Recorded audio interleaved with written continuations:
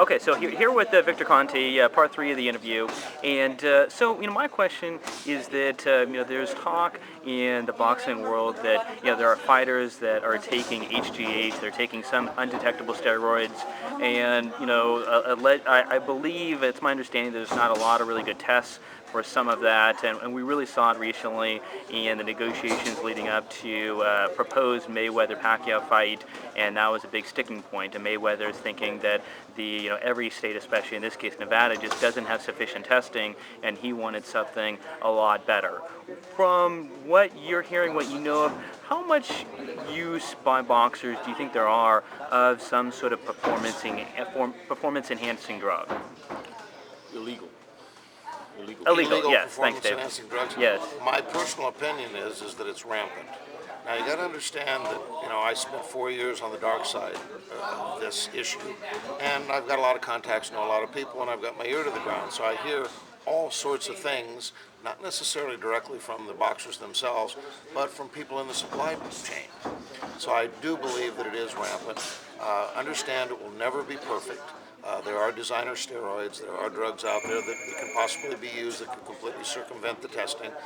What is needed is not what happened with the Mayweather-Mosley fight, which was simply that 5 weeks out, March 22nd, they started this blood and urine testing. They did it multiple times for a couple of weeks.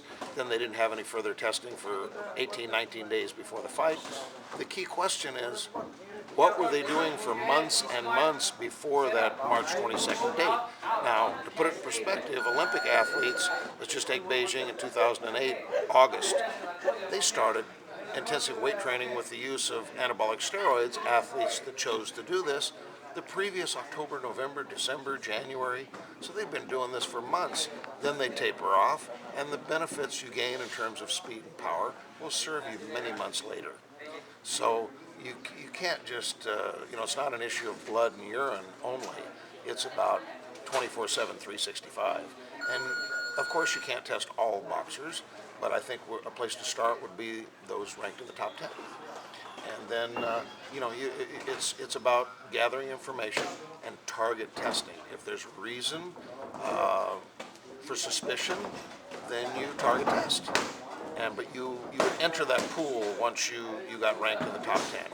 And I think there's a lot of things that can very cost effectively be done that could, if the athletes knew, the boxers knew that it was more effective testing than it is now, and what the doctors that presented at the recent Nevada hearing, it was outrageous. What Dr. Voy said about, I'm of the opinion that EPO, may not even enhance performance. It's a joke. It's the most powerful performance-enhancing drug out there.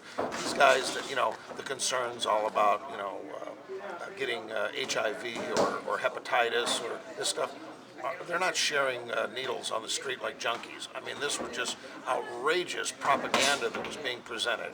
They need blood testing, they need urine testing, and they need to be, it'll serve as a deterrent, they need to be tested year-round. Now, where this funding is going to come from, there's been all sorts of different discussions. Travis Tygart said that you could take 1% of one pay-per-view event like even Mosley and Mayweather and fund all of boxing for 5 years. I mean, it doesn't take that much. You need a few key people. Andre Ward has stepped up recently and said, hey, he understands where Dr. Margaret Goodman and I have been talking about trying to organize a panel, an independent agency or commission to bring better testing to boxing. And he says, hey, I'm all for it. So you need a few of these key athletes that are willing to, in essence, put their money where their mouth is and help everybody out and donate a certain portion of seed money to this panel that could be developed of experts that could organize some more effective testing than exists now.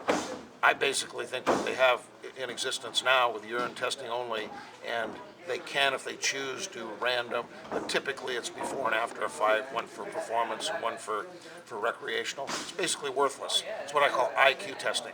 Who's dumb enough to show up They know what the clearance time of these drugs are. So that's, it's a waste of time.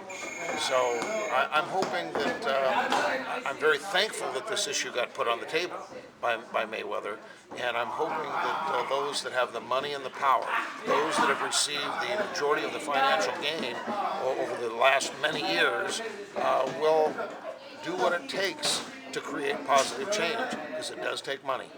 Have you heard any buzz about whether Pacquiao has failed a test or taken any illegal performance-enhancing drugs, anything like that? I have no direct knowledge. There's all sorts of rumors out there, as you might imagine, but I certainly have no direct knowledge of this. Is he, in my opinion, based upon his history of all these weight categories that he's went up, maintained his strength and power and even speed, is that suspicious? Of course it is. But he's not the only one. I mean, it's not fair to judge him and then not scrutinize Mayweather and many others that have done similar things. So it's there's a cloud of suspicion over the entire sport of boxing, in my opinion, and something needs to be done.